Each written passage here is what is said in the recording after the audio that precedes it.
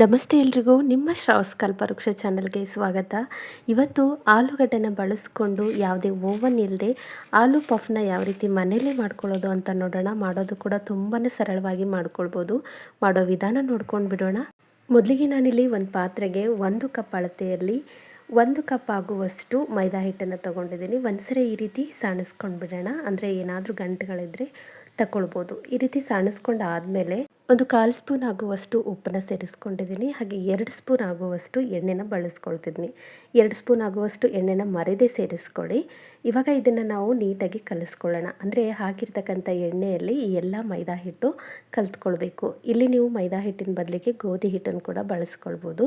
ಒಂದ್ಸರಿ ಈ ರೀತಿ ಕೈಯಿಂದ ನೀಟಾಗಿ ಕಲಿಸ್ಕೊಳ್ಳಿ. ಹಿಟ್ಟು ಯಾವ ರೀತಿಯಲ್ಲಿ ಎಣ್ಣೆ ಜೊತೆ ಕಲಿಬೇಕು ಅಂತಂದರೆ, ಈ ರೀತಿ ಮುಷ್ಟಿ ಕಟ್ಟಿದಾಗ ಹಿಟ್ಟು ಒಂದು ಸ್ವಲ್ಪ ಉಂಡೆ ರೀತಿಯಲ್ಲಿ ರೆಡಿಯಾಗಬೇಕು. ನೋಡಿ, ಈ ರೀತಿ ರೆಡಿಯಾಗಿರಬೇಕು. ಇವಾಗ ಇದು ರೆಡಿಯಾಗಿದೆ. ಇದಕ್ಕೆ ಒಂದು ಸ್ವಲ್ಪ ನೀರನ್ನ ಸೇರಿಸ್ಕೊಂಡು ಹಿಟ್ಟನ್ನು ನಾವು ಈ ಒಂದು ಪೂರಿ ಹಿಟ್ಟಿನ ಹದದಲ್ಲಿ ಕಲಿಸ್ಕೊಳ್ಬೇಕಾಗತ್ತೆ. ನೋಡಿ, ಈ ರೀತಿ ಸ್ವಲ್ಪ ನೀರನ್ನ ಆ್ಯಡ್ ಮಾಡ್ಕೊಳ್ತಾ ಹಿಟ್ಟನ್ನು ರೆಡಿ ಮಾಡ್ಕೊಳ್ಳೋಣ. ಈ ರೀತಿ ಹಿಟ್ಟನ್ನು ನಾವು ಪೂರಿ ಹಿಟ್ಟಿನ ಹದದಲ್ಲಿ ಒಂದು ಸ್ವಲ್ಪ ಸಾಫ್ಟಾಗೇ ಇರಲಿ.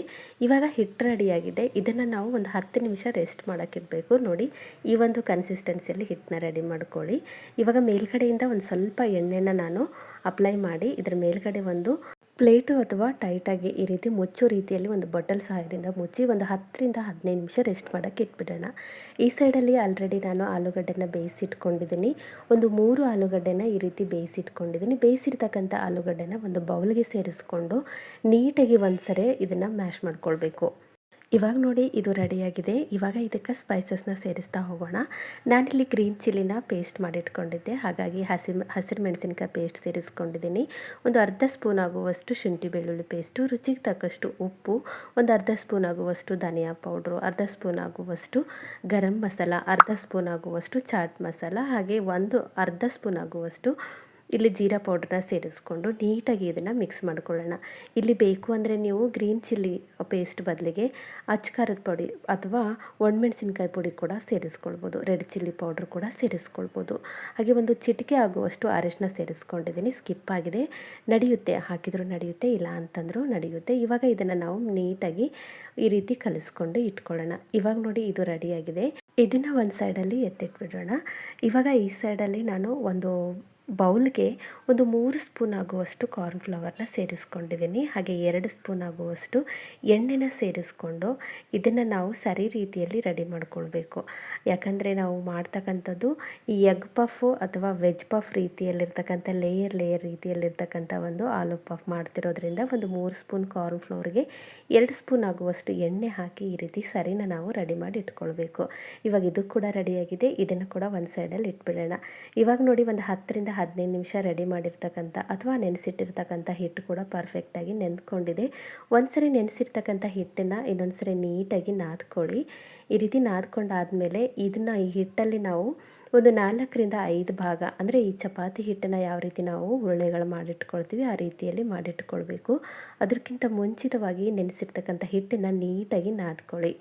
ಇವಾಗ ರೆಡಿಯಾಗಿದೆ. ನಾನು ಕೂಡ ಇಲ್ಲಿ ಒಂದು 5 ಭಾಗಗಳಾಗಿ ಮಾಡಿಟ್ಕೊಳ್ತಿದ್ದೀನಿ.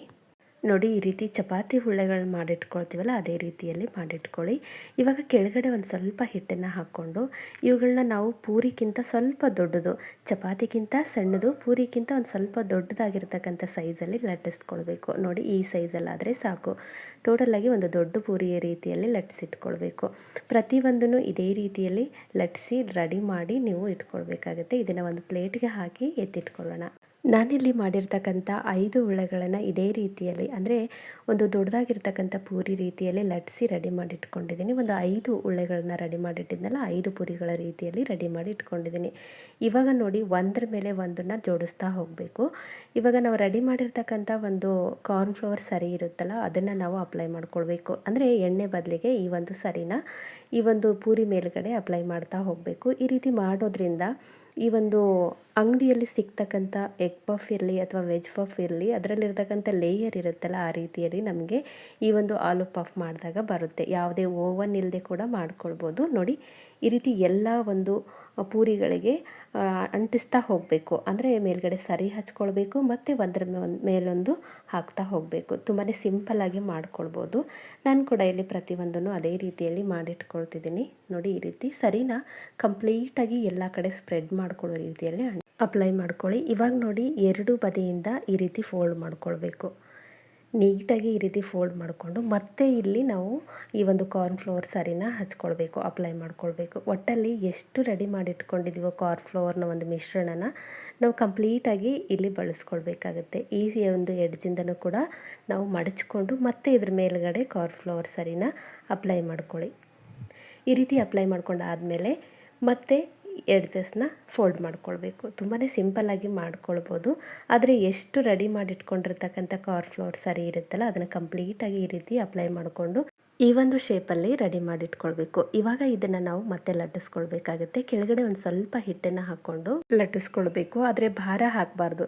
ನಿಧಾನವಾಗಿ ಸ್ಲೋ ಆಗಿ ಇದನ್ನು ನಾವು ಸ್ಪ್ರೆಡ್ ಮಾಡ್ತಾ ಬರಬೇಕು. ತುಂಬಾ ಈಸಿಯಾಗಿ ಮಾಡ್ಕೊಳ್ಬೋದು. ಚಪಾತಿನ ನೀವು ಯಾವ ರೀತಿ ಲಟ್ಟಿಸ್ತೀರೋ ಅದೇ ರೀತಿಯಲ್ಲಿ ಪ್ರೆಷರ್ ಹಾಕದೆ ಲಟ್ಟಿಸ್ಕೊಳ್ಳಿ. ಯಾಕಂದರೆ ಲೇಯರ್ ಬಿಟ್ಕೊಳ್ಬೇಕಲ್ಲ, ಹಾಗಾಗಿ ನೋಡಿ ಈ ರೀತಿ ಚಪಾತಿ ರೀತಿಯಲ್ಲಿ ಲಟ್ಟಿಸ್ಕೊಂಡು ಇಟ್ಕೊಂಡಿದ್ದೀನಿ. ಇವಾಗ ಇದನ್ನು ಒಂದು ಸ್ವಲ್ಪ ಎಡ್ಜಸ್ನ ನಾನು ಕಟ್ ಮಾಡ್ಕೊಳ್ತಿದ್ದೀನಿ. ಆ ಸ್ಕ್ವೇರ್ ರೀತಿಯಲ್ಲಿ ಇರಬೇಕು ಅಂತ ಅನ್ನೋದಕ್ಕೋಸ್ಕರ ಇವಾಗ ಇದನ್ನು ನಾವು ಈ ರೀತಿ ಬಾಕ್ಸ್ ರೀತಿಯಲ್ಲಿ ಕಟ್ ಮಾಡ್ಕೊಳ್ಬೇಕು. ಅಂದರೆ ನಮಗೆ ಸ್ಟಫಿಂಗ್ ಮಾಡಲಿಕ್ಕೆ ಅನುಕೂಲ ಆಗುತ್ತೆ. ಹಾಗಾಗಿ ಈ ರೀತಿ ಒಂದು ಬಾಕ್ಸ್ ರೀತಿಯಲ್ಲಿ ಅಥವಾ ಸ್ಕ್ವೇರ್ ರೀತಿಯಲ್ಲಿ ಕಟ್ ಮಾಡಿ ಇಟ್ಕೊಂಡಿದ್ದೀನಿ. ಇವಾಗ ಸ್ಟಫ್ ಮಾಡ್ಕೊಳ್ಬೇಕು. ನೋಡಿ ಒಂದು ಬಾಕ್ಸ್ನ ತೊಗೊಂಡಿದ್ದೀನಿ. ಅದಕ್ಕೆ ನಾವು ರೆಡಿ ಮಾಡಿರ್ತಕ್ಕಂಥ ರೆಡಿ ಮಾಡಿರ್ತಕ್ಕಂಥ ಆಲೂ ಮಸಾಲನ ತೊಗೊಂಡು ಸ್ವಲ್ಪ ಇಟ್ಕೊಳ್ಬೇಕು, ಜಾಸ್ತಿನೂ ತೊಗೊಳ್ಬಾರ್ದು. ಈ ರೀತಿ ಎಡ್ಜಸ್ಸಲ್ಲಿ ಒಂದು ಸ್ವಲ್ಪ ನೀರನ್ನ ಅಪ್ಲೈ ಮಾಡಿ ಫೋಲ್ಡ್ ಮಾಡ್ಕೊಳ್ಬೇಕು. ಜಾಸ್ತಿ ಪ್ರೆಷರ್ ಕೂಡ ಹಾಕಿ ಫೋಲ್ಡ್ ಮಾಡ್ಕೊಳ್ಬಾರ್ದು, ಲೇಯರ್ ಬಿಟ್ಕೊಳ್ಳೋದಿಲ್ಲ. ನೋಡಿ ಒಂದು ಸ್ವಲ್ಪನೇ ತೊಗೊಳ್ಳಿ, ಜಾಸ್ತಿ ಆಯಿತು ಅಂದರೆ ಹೊರಗಡೆ ಬರುತ್ತೆ. ಹಾಗಾಗಿ ಒಂದು ಸ್ವಲ್ಪ ಆಲೂಗಡ್ಡೆ ಸ್ಟಫಿಂಗ್ನ ತೊಗೊಂಡು ಸ್ಟಫ್ ಮಾಡಿ ಈ ರೀತಿ ಕ್ಲೋಸ್ ಮಾಡಿಕೊಂಡ್ರೆ ಆಯಿತು. ಜಸ್ಟ್ ಈ ರೀತಿ ಫೋಲ್ಡ್ ಮಾಡ್ಕೊಳ್ಳಿ. ಇವಾಗ ನೋಡಿ ಆ ಒಂದು ಬೇಕ್ರಿ ಶೈಲಿಯಲ್ಲಿ ಇರ್ತಕ್ಕಂಥ ಆಲೂ ಪಫ್ ರೆಡಿಯಾಗಿದೆ. ಇದನ್ನು ನಾವು ಯಾವುದೇ ಓವನ್ ಇಲ್ಲದೆ ಯಾವ ರೀತಿ ಫ್ರೈ ಮಾಡ್ಕೊಳ್ಳೋದು ಅಂತ ನೋಡೋಣ. ಪ್ರತಿಯೊಂದನ್ನು ಇದೇ ರೀತಿ ಮಾಡ್ಕೊಳ್ಳಿ. ಆದರೆ ಆಲೂಗಡ್ಡೆ ಸ್ಟಫಿಂಗ್ನ ಒಂದು ಸ್ವಲ್ಪ ಪ್ರಮಾಣದಲ್ಲಿ ಕಡಿಮೆ ಹಾಕ್ಕೊಂಡು ಸ್ಟಫ್ ಮಾಡ್ಕೊಳ್ಬೇಕು. ಎಲ್ಲನೂ ಕೂಡ ನಾನು ಮಾಡಿಟ್ಕೊಂಡಿದ್ದೀನಿ. ಇವಾಗ ಇದನ್ನು ಫ್ರೈ ಮಾಡ್ಕೊಳ್ಳೋಣ. ಈ ಸೈಡಲ್ಲಿ ನಾನು ಆಲ್ರೆಡಿ ಎಣ್ಣೆನ ಕಾಯ್ಲಿಕ್ಕೆ ಇಟ್ಕೊಂಡಿದ್ದೆ. ಎಣ್ಣೆ ಕೂಡ ಅಷ್ಟೇ ಜಾಸ್ತಿ ಕಾದಿರಬಾರ್ದು. ಅಂದರೆ ಲೋ ಫ್ಲೇಮಲ್ಲೇ ಇಟ್ಕೊಂಡು ನಾವು ಇದನ್ನು ಒಂದು 10 ನಿಮಿಷ ಬೇಯಿಸ್ಕೊಳ್ಬೇಕು. ಅಂದಾಗ ಮಾತ್ರ ನಮಗೆ ಕ್ರಿಸ್ಪಿಯಾಗಿ ಲೇಯರ್ ರೀತಿಯಲ್ಲಿ ಬರುತ್ತೆ. ಹಾಗಾಗಿ ಲೋ ಟು ಮೀಡಿಯಮ್ ಫ್ಲೇಮಲ್ಲೇ ಇಟ್ಕೊಂಡು ಬೇಯಿಸ್ಕೊಳ್ಳಿ. ನೋಡಿ ನಿಮಗೆ ಈ ರೀತಿ ಹಾಕಿದಾಗ ಬೇಗ ಬಬಲ್ಸ್ ಬರಲ್ಲ, ನಂತರ ಈ ರೀತಿ ಬರುತ್ತೆ. ಒಂದು ಸ್ವಲ್ಪ ಹೊಂಬಣ್ಣ ಬರೋವರೆಗೂ ವೇಟ್ ಮಾಡ್ಕೊಳ್ಳಿ. ನೋಡಿ ನಿಮಗೆ ಕಾಣಿಸ್ತಿರ್ಬೋದು ಲೇಯರ್ ಯಾವ ರೀತಿ ಬಿಟ್ಕೊಳ್ತಿದೆ ಅಂತಂದು. ಒಂದು ಸ್ವಲ್ಪ ಕ್ಲೋಸ್ ಮಾಡುವಾಗ ನೋಡ್ಕೊಂಡು ಮಾಡ್ಕೊಳ್ಳಿ. ತೀರಾ ಪ್ರೆಷರ್ ಹಾಕಿ ಕ್ಲೋಸ್ ಮಾಡಿದ್ದಾಯಿತು ಅಂತಂದರೆ ಲೇಯರ್ ಬಿಟ್ಕೊಳಲ್ಲ, ಹಾಗೆ ಉಬ್ಕೊಂಡು ಕೂಡ ಬರಲ್ಲ. ಒಂದು ಸ್ವಲ್ಪ ಟೈಮ್ ಕೊಟ್ಕೊಂಡು ಬೇಯಿಸ್ಕೊಂಡ್ರೆ ಸಾಕು. ಬೇಕ್ರಿಯಲ್ಲಿ ಇರ್ತಕ್ಕಂಥ ಒಂದು ಪಫ್ ಅಂದರೆ ವೆಜ್ ಪಫ್ ಇರಲಿ ಅಥವಾ ಆಲೂ ಪಫ್ ಇರಲಿ ನಾವು ಮನೇಲೇ ತುಂಬಾ ಈಸಿಯಾಗಿ ಓವನ್ ಇಲ್ಲದೆ ಮಾಡ್ಕೊಳ್ಬೋದು. ಇವಾಗ ರೆಡಿಯಾಗಿದೆ, ತಗೊಳ್ತಿದ್ದೀನಿ. ತುಂಬಾ ಈಸಿಯಾಗಿ ಮಾಡ್ಕೊಳ್ಬೋದು. ಒಂದು ಬ್ಯಾಚನ್ನ ನಾನು ಈ ರೀತಿಯಲ್ಲಿ ಮಾಡ್ಕೊಂಡಿದ್ದೀನಿ. ಇನ್ನೊಂದು ಬ್ಯಾಚನ್ನ ನಾನು ಜಾಸ್ತಿಯಾಗಿ ಫ್ರೈ ಮಾಡ್ತಿಲ್ಲ, ಅಂದರೆ ಒಂದು ಸ್ವಲ್ಪ ಸಾಫ್ಟಾಗಿ ಇರಲಿ ಅನ್ನೋದಕ್ಕೋಸ್ಕರ ಎಣ್ಣೆನ ಕಂಪ್ಲೀಟಾಗಿ ಕಾಯಿಸ್ಕೊಂಡು ಮೀಡಿಯಮ್ ಫ್ಲೇಮಲ್ಲಿ ಇಟ್ಕೊಂಡು ಒಂದು ಫ್ರೈ ಮಾಡ್ಕೊಳ್ತಿದ್ದೀನಿ. ನಿಮ್ಗೆ ಯಾವ ರೀತಿ ಬೇಕೋ ಆ ರೀತಿಯಲ್ಲಿ ಮಾಡ್ಕೊಳ್ಬೋದು, ಹೀಗೆ ಇರಬೇಕು ಅಂತ ಏನಿಲ್ಲ. 2 ಬ್ಯಾಚನ್ನು ನಾನು ಫ್ರೈ ಮಾಡಿ ರೆಡಿ ಮಾಡಿ ಇಟ್ಕೊಂಡಿದ್ದೀನಿ. ನೋಡಿ ತುಂಬಾ ಸಿಂಪಲ್ಲಾಗಿ ಮಾಡ್ಕೊಳ್ಬೋದು. ನಾನಿಲ್ಲಿ 2 ರೀತಿಯಲ್ಲಿ ಆಲೂ ಪಫ್ನ ಮಾಡ್ಕೊಂಡಿದ್ದೀನಿ. ಕಲರಲ್ಲಿ ಮಾತ್ರ ವ್ಯತ್ಯಾಸ, ಮತ್ತೇನೂ ಇಲ್ಲ. ನಾನು ಒಂದಷ್ಟು ತುಂಬಾ ಸ್ಟ್ರಾಂಗಾಗಿ ಅಂದರೆ ಬ್ರೌನ್ ಕಲರ್ ಬರೋವರೆಗೂ ಫ್ರೈ ಮಾಡ್ಕೊಂಡಿದ್ದೀನಿ. ಇನ್ನೊಂದನ್ನು ಲೈಟಾಗಿ ಫ್ರೈ ಮಾಡ್ಕೊಂಡಿದ್ದೀನಿ. ನೋಡಿ ಆ ಸೌಂಡಲ್ಲೇ ನಿಮಗೆ ಗೊತ್ತಾಗುತ್ತೆ. ಹಾಗೆ ಲೇಯರ್ ಬಿಚ್ಕೊಳ್ತಿದೆ. ತುಂಬಾ ಈಸಿಯಾಗಿ ಪಫ್ನ ನಾವು ಮನೆಯಲ್ಲೇ ಮಾಡ್ಕೊಳ್ಬೋದು. ಒಂದ್ಸರಿ ಟ್ರೈ ಮಾಡಿ ತುಂಬಾ ಪರ್ಫೆಕ್ಟಾಗಿ ಬರುತ್ತೆ. ಒಂದು ಸ್ವಲ್ಪ ಟೈಮ್ ತೊಗೊಳುತ್ತೆ, ಅದನ್ನು ಬಿಟ್ಟರೆ ಮತ್ತೇನೂ ಇಲ್ಲ. ಅಂದರೆ ಆರೋಗ್ಯಕರವಾಗಿರ್ತಕ್ಕಂಥ ಆಲೂ ಪಫ್ನ ಯಾವುದೇ ರೀತಿಯ ಓವನ್ ಇಲ್ಲದೆ ಯಾವ ರೀತಿ ಮಾಡ್ಕೊಳ್ಳೋದು ಅಂತ ತೋರಿಸಿ. ಐ ಹೋಪ್ ಇವತ್ತಿನ ರೆಸಿಪಿ ನಿಮಗೆ ಭಾಳ ಇಷ್ಟ ಆಗದ ಅಂದ್ಕೊಳ್ತೀನಿ. ಇಷ್ಟ ಆಗಿದ್ದರೆ ದಯವಿಟ್ಟು ನನ್ನ ಚಾನಲ್ನ ಸಬ್ಸ್ಕ್ರೈಬ್ ಮಾಡ್ಕೊಳ್ಳಿ. ಹಾಗೆ ಈ ಒಂದು ರೆಸಿಪಿನ ನಿಮ್ಮ ಫ್ರೆಂಡ್ಸ್ ಆ್ಯಂಡ್ ಫ್ಯಾಮಿಲಿಗೆ ಶೇರ್ ಮಾಡಿ. ನಾಳೆ ಮತ್ತೊಂದು ಹೊಸ ರೆಸಿಪಿಯೊಂದಿಗೆ ಸಿಗೋಣ. ಧನ್ಯವಾದ.